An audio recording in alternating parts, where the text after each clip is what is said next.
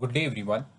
Welcome to lecture number 26 on this lecture series on computer organization and architecture. In this particular lecture, we will continue the discussion that we have started in lecture number 25, that is handling raw dependencies. So in this particular lecture, we will discuss about the hardware solutions for handling raw dependencies. In our previous lecture, we were discussing how to handle raw dependency. Okay, and first of all, we discussed that the software mechanism is to increase the difference between these two instructions which are dependent on each other. Okay, and we also discussed, so this was a software solution. We said that in a software solution, we have to be dependent on a compiler. However, we cannot rely on compiler.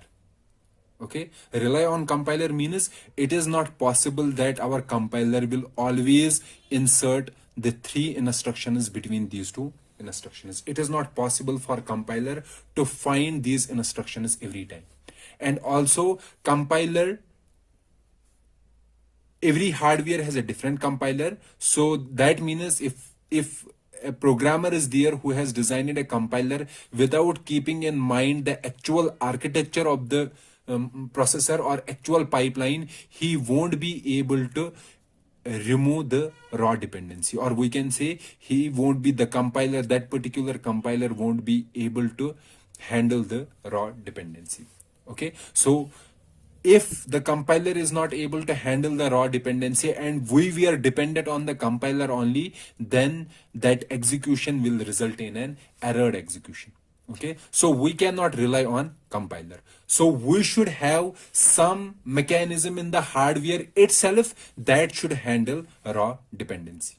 Okay, so that will be the discussion of today's topic. What is the hardware solution to handle a raw dependency? What is the hardware modification that is there in our processor? Okay, we don't need a smart compiler for handling a raw dependency. Our hardware itself will handle the raw dependency. Okay, what is the solution? We have already discussed that solution when we were discussing about detecting the raw dependency. And in detecting the raw dependency, we discussed two mechanisms. One was scoreboarding, and another mechanism was combinational dependency logic. Okay, these were hardware mechanisms to detect a dependency. Okay, a raw dependency. Okay, so one hardware solution is that the solution is that if we found out that there is an instruction in fetch stage, okay, there is an instruction in fetch stage, for example, let's say operand fetch, and this instruction has a dependency on any instruction in the execute stage, memory access, or write back stage. Okay, and that dependency, or we can say this raw dependency, can be easily find out with the help of scoreboarding or combinational dependency logic. Okay, so when we found out that there is a dependency between an instruction in the operand fetch and the execute stage, what will we do? That we were having, this was our pipeline, so these were pipeline latches.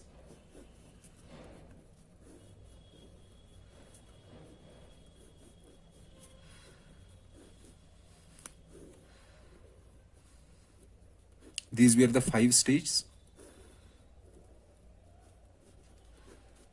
Okay, this is instruction fetch, this is operand fetch, this is execute, this is memory access, this is write back. Okay, so we have found out that there is an instruction in operand fetch. Okay, instruction in operand fetch, and that particular instruction has a dependency on an instruction in execute or memory access or write back.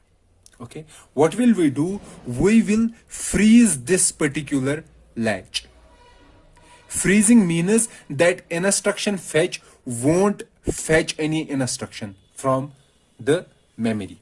Okay, because when an instruction fetches the instruction from the memory, it has to put that instruction into this latch. So we will freeze this latch. Freeze means no entry will enter this latch and no entry will exit this latch. So first of all, we are freezing this instruction fetch operand fetch latch, this latch. Okay, the instruction which is dependent on instruction in execute, memory access and write back, any of the instruction here, so that instruction remains in this stage. Okay, now execute will handle the instruction, whatever the instruction it is handling. Let's say I5, it is handling I6, it is handling I7. Okay, these instructions will move. Okay, but no instruction will move from this stage to the next stage. And why it won't move? Because this instruction depends on some other instruction, so it has to wait for that instruction to get completed. Okay, so it will wait in this instruction. So execute stage will complete I5 and it will send I5 into the latch. Okay, what will now, after sending this I5 to the latch, what will be executing doing? Execute stage doing. So it will get an instruction from this particular latch. But since we know this particular latch, previously it was having which instruction? I5. Okay, and that I5 moved from this to execute, and execute completed and sent it to this latch. And what is there in this latch? In this latch again there is I5, because we have not written something else in this latch. And why we have not written something else in this latch? Because there is a dependency. So if we allow this execute to again read from this latch, it will again execute I5. Okay, so it will result in some incorrect execution. What will we do? After I5, we will insert a NOP instruction here in this latch. Okay, so when execute, so this NOP will rewrite this I5 here in this latch. Or execute, after completing I5, it will send I5 to this stage and it will take next instruction from this latch, and this latch will have NOP. So next instruction it will complete NOP. Okay, and we will keep on inserting NOP till the dependency is completed. After the dependency, or we can say the instruction on which this particular instruction was dependent, when this instruction has completed this execution, we will unfreeze this particular latch and we will allow an instruction to move from operand fetch to this latch and from this latch to the execute stage. Okay, so this is a hardware solution to handle raw dependency. And as you can see, that is, it is similar to the solution provided by the compiler, but here our hardware will be able to handle all the dependencies and it will be able to find the equal number of NOP instructions. Okay, why equal number of NOP instructions? Because after executing every NOP instruction in parallel, it will find out if this instruction is still dependent on some other instruction. Okay, so it will wait till our dependency is completed, our dependency is removed, and when our dependency is removed, then only it will allow this instruction to go further into the pipe. Okay, and as you can see here from this particular diagram, that there won't be any effect on the IPC. So IPC, if it was 0.7, after executing our code, it will remain the same. Okay, there won't be any improvement in the IPC using this particular hardware solution. The second solution in the hardware is, which is called forwarding, which we also call the data forwarding. So let's see what this forwarding is. Okay, so let's take an example. Let's take an example here. So let's say I1 is an instruction, that is add x2, x3, x4. Okay, and I2 is an instruction, that is add x5, x2. Fine. Okay, so this is our pipeline diagram.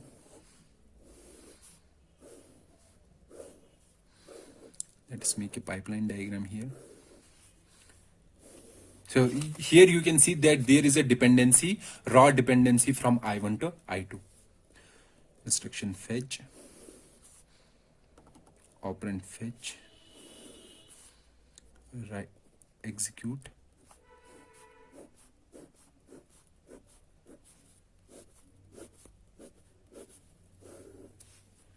memory access, and write back. These are our cycles. Fine. And this is our pipeline. So let's make a pipeline as well. So this is our pipeline. So I'm not making inter-stage latches here for simplicity.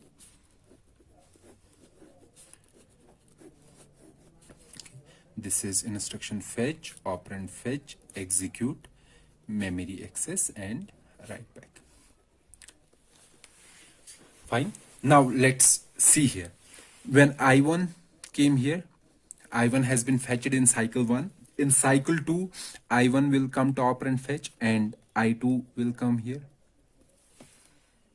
Okay. Now I1, what is I1 doing in operand fetch stage? Basically, it is getting X3 and X4. Okay, from the register file.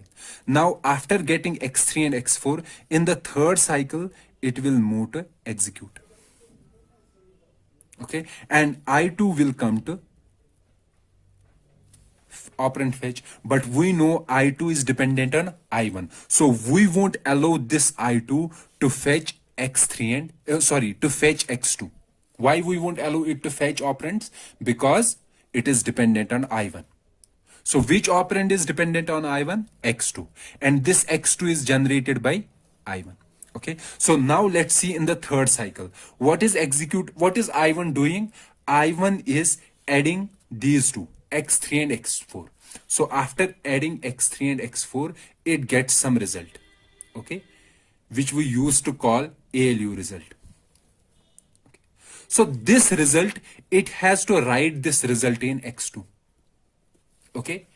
When was this result available? This result was available in which stage? Execute stage. Okay. But it is writing this result in X2 after which stage? Write back stage.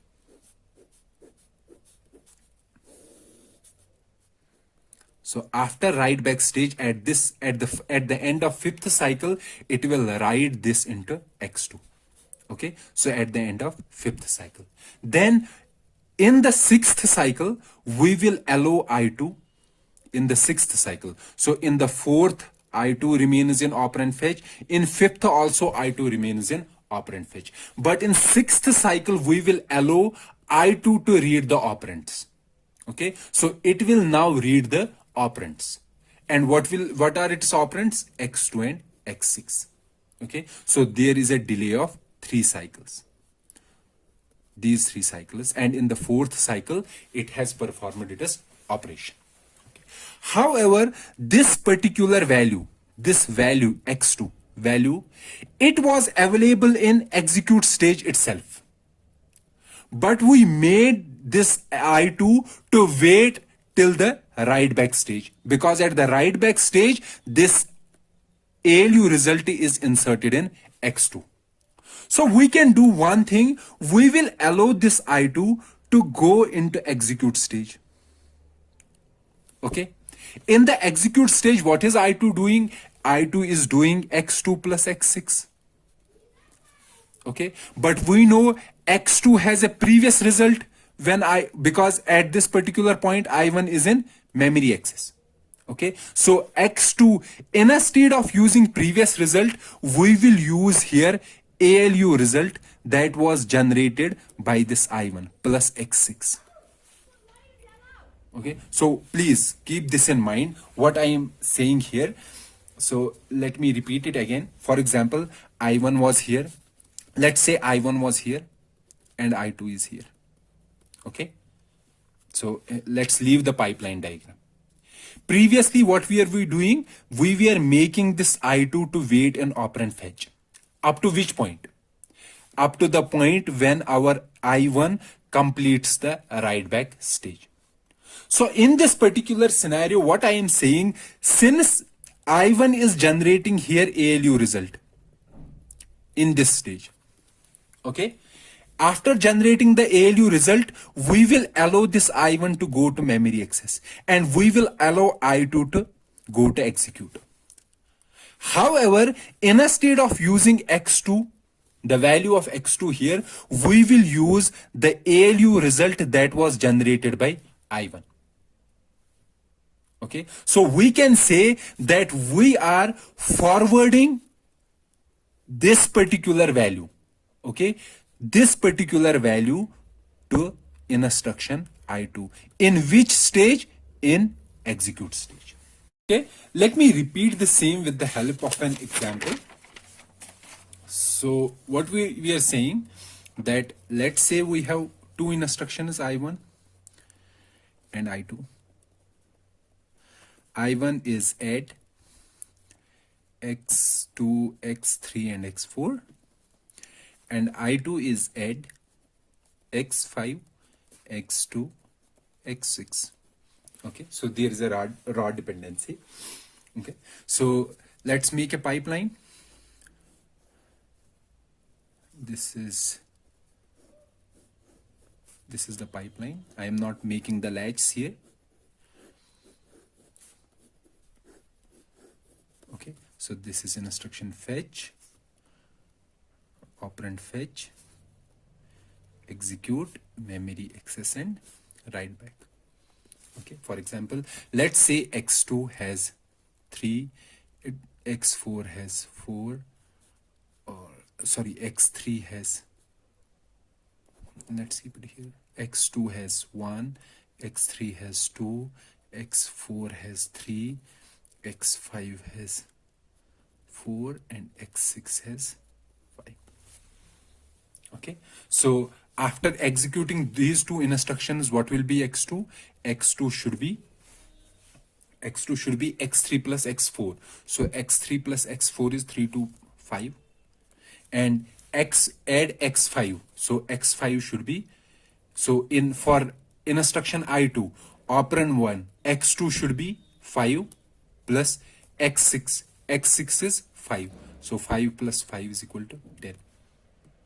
Okay, so x5, this instruction I2, for x2 it should use 5. Okay, or we can say these two instructions, instruction 1, it has two source operands, rs1 and rs2. These are its two source operands and the value of these operands is op1 and op2. Likewise, I2 also has two source operands, rs1 and rs2. So it will be op1 and op2. So what will be op1? For instruction 1, op1 will be 2 and op2 will be 3. So because rs1 is x3 and x3 contains 2 and rs2 is x4 and x4 contains 3. And for I2, rs1, op1 should be 5.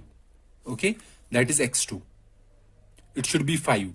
It should not be 1 because this instruction has to get executed after instruction I1 and instruction I1 makes x2 as 5. So op1 should be 5 and op2 should be 5 because op2 is x6 and x6 is equal to 5. Now let's take an example here.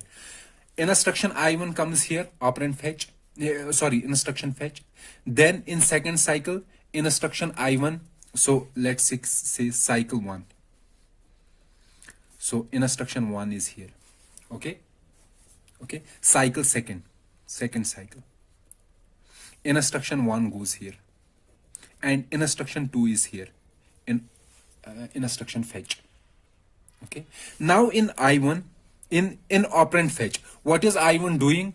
I1 is getting operand 1 and operand 2, basically register 1 and register 2. So it will get x3 and x4. What will be the value of x3? X3 will be, so x3 will be, it will get op1 as 2 and op2 will be x4 and x4 is equal to 3. So it will read these two values. Okay, fine. Now in cycle third, Okay, I2 will come to operand fetch, I1 will go to execute. Okay, I1 will go to execute with these two values, 2 and 3. So in execute, what is execute doing? So this is execute. Okay, it is getting I1. It is getting I1 and two operands, 2 and 3, or we can say operand 1 and operand 2. Okay, what will execute do? Execute will see this instruction. What is this instruction? It is add instruction. So it has to add these two, 2 and 3. Okay, so it will add 2 and 3 and the value will be 5. Okay, so in the third cycle, I1 will come here with operands 2 and 3 and output of execute stage will be 5.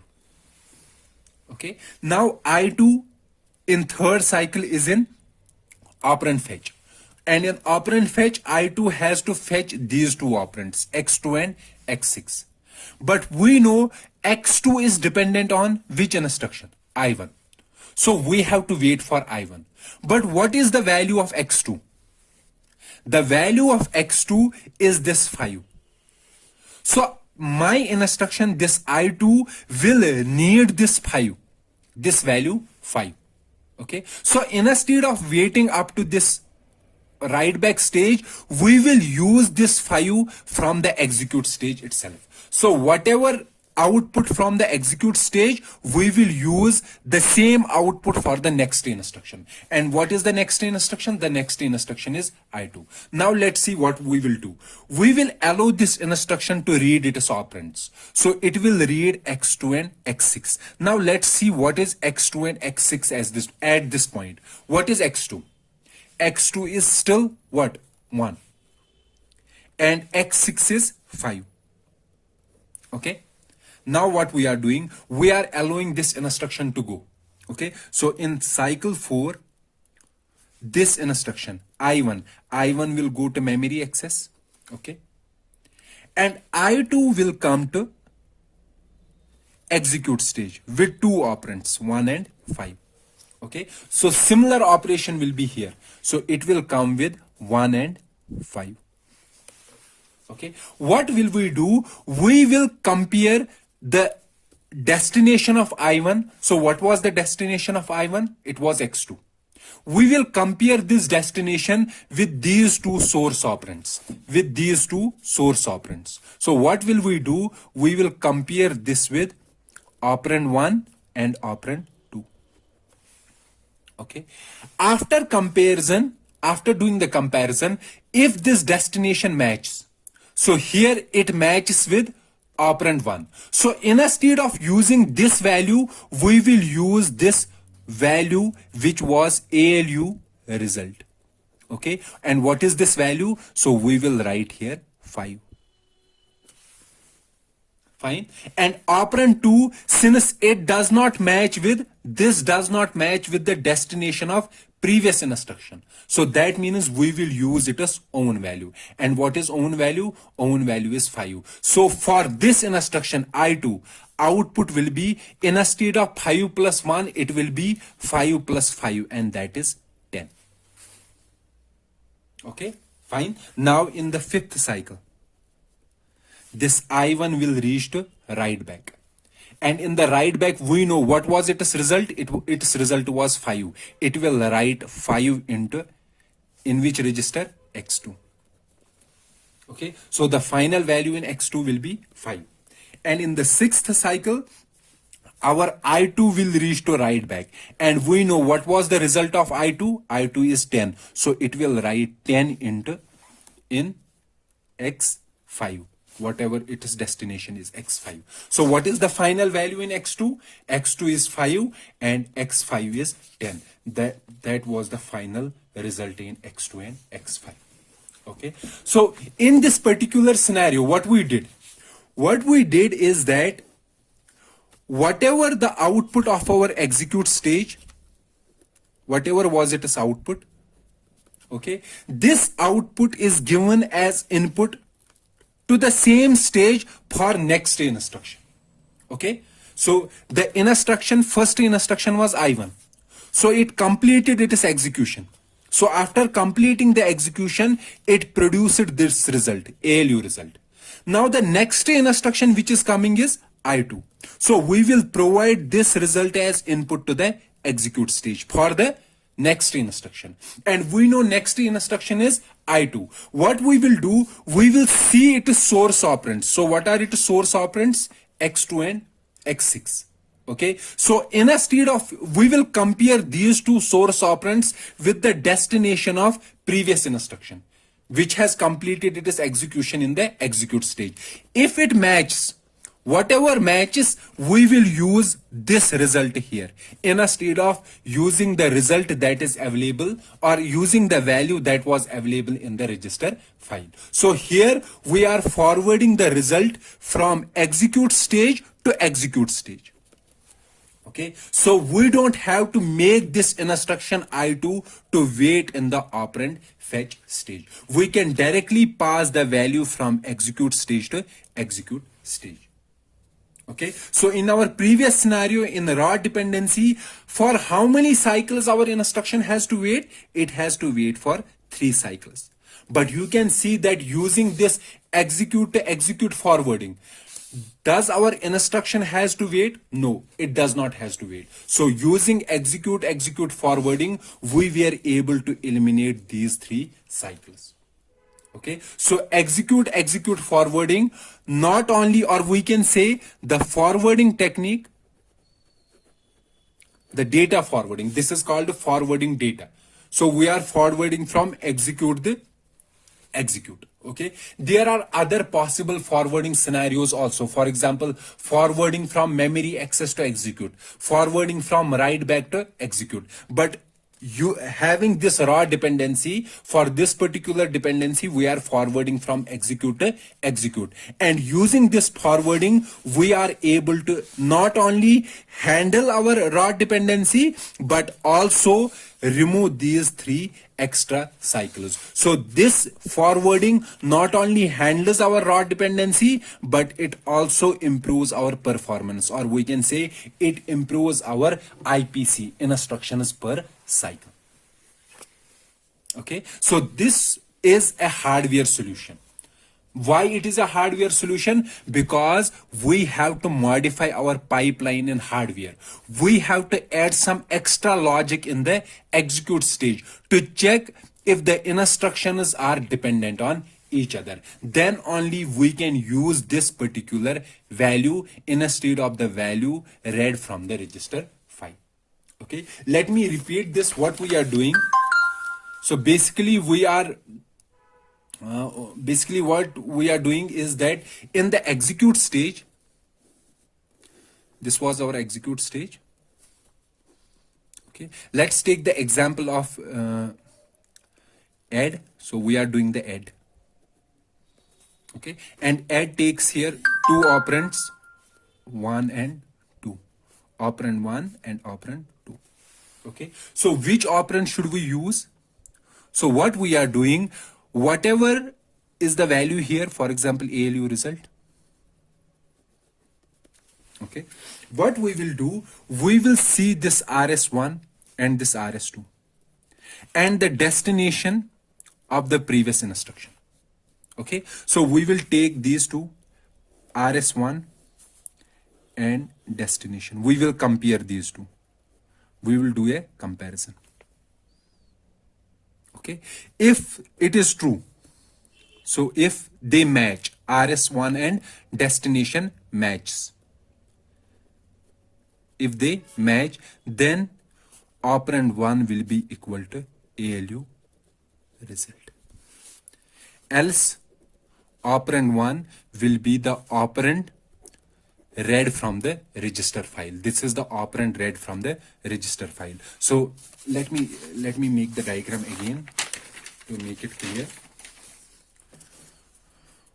So from the operand fetch, this is our operand fetch stage. From operand fetch, we are getting 2 values, operand 1 and operand 2. Sorry, operand 1 and operand 2. Okay, and our execute stage is taking 2 values, value 1 and value 2. Okay, so it is also giving us ALU result. Fine. So this is operand 1, this is operand 2. So we have to choose from ALU result here and from ALU result here. So let's make in mux. So there will be only one output, 0 and 1. So here also 0, or let's keep ALU result as 1 and operand 1 is 0. This is 0 and 1. This is ALU result. Okay, this is ALU result.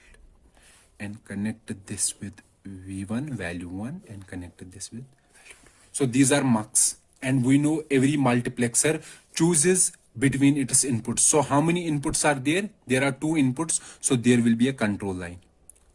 So based on this control line, we will choose whether we have to choose operand 1 or we have to choose ALU result. Likewise, we will have a control line here. And based on this control line, we will choose whether we have to choose ALU result or operand 1. Okay, let's take 2 instructions here. Let's first take these 2, x2, x3, x4, and I2 is add x5, x6, x7. Okay, let me make another. So what is this control line? Basically, this control line is a comparison between RS2 and destination of instruction that has completed the execution. Okay, if this comparison is true, they match, okay, then we have to choose ALU result. If they don't match, we have to choose opt2. Okay, likewise here, this control line is a comparison between RS1 and destination of the instruction that has completed its execution. So now let's take these 2 instructions. So let's leave I1. So I1 has generated, so I1 has came out of this, it has generated ALU result. Okay, now comes I2. Okay, so for I2, what value should go here to the execute stage? We should let x6 and x7 to go here. That means x6 will be op1 and x7 will be op2. Should we use ALU result? No. Why? Because this particular instruction does not depend on the instruction I1. So we won't use ALU result. So what we are going to do when our instruction I2 reaches here? Okay, so we will do a comparison between RS1 and destination of this instruction and RS2 and destination of this instruction. Does these 2 match? No. Neither this matches nor this matches. So this will be 0, this will be 0. That means we have to choose the 0. 0 is op1 and here 0 is op2. So we are choosing x6 and x7. Okay, now let's take these 2 instructions. So I1 is same. Let's take I2 as add x5, x2, x6. Okay, now here I1 has completed and I1 has generated ALU result. So instead of using x2, what should we use? We should use ALU result. And for x6, we should use our opt2. Okay, so here we should use ALU result. Why? Because this particular source operand is matching with the destination. Okay, let's leave this instruction here. Now let's find out. So this instruction I2 reaches here, I1 has completed. So we will compare the destination of I1. So what was the destination of I1? X2 with these 2 source operands. So RS1 and RS2. What is source operand 1? Source operand 1 is X2. So we will do a comparison. Comparison is true. True means that which one should we choose? We should choose 1. 1 is ALU result. So here we are choosing ALU result. And we are also comparing this with RS2, but this comparison is false. False means 0. So we have to choose 0. So which one will go? Op2 will go. So in that particular case, we will add op2 and ALU result. We won't add this x2 and op2, but instead we will add ALU result and op2, because ALU result is the final value that will be stored in x2, and that final value was generated by I1. Okay, so this is our forwarding scheme where we are forwarding the result from execute stage to execute stage. We are having an execute stage and we are forwarding its result back to itself. And using this execute stage forwarding, we are able to handle raw dependency, and also we are able to remove penalty associated with raw dependency. Okay, so this is a hardware solution. And here we have only explained one type of forwarding, execute. But there are some other pipelines where there are different forwarding paths available. For example, there may be a forwarding from memory access stage to execute stage, or forwarding from write back stage to execute stage. We will see one kind of forwarding from memory access to execute stage, or memory access execute stage forwarding. We will see this kind of forwarding in our future lecture when we discuss our memory. Okay, in that particular lecture we will discuss this special kind of forwarding where we are forwarding the value from memory access to the execute stage in order to remove the extra penalties. Okay, so this was all about the hardware solutions that are possible for handling raw dependencies. And as we said that one solution was to check the dependency between two instructions, and after checking the dependency, insert NOP instructions. Okay, instead of using the compiler, we will make hardware to insert the NOP instructions. Okay, the second hardware solution was forwarding, in which we are forwarding an value ALU result from the execute stage to itself. And using that kind of solution, we are not only able to handle raw dependency, but we are also able to remove the penalty associated with raw. So this was all about the raw dependencies and how to handle raw dependencies. In our next lecture, lecture number 20, we will discuss control dependencies, or we can say control hazards, and we will discuss the solutions that will be there to handle such hazards. So let's meet in the next lecture. Till then, goodbye.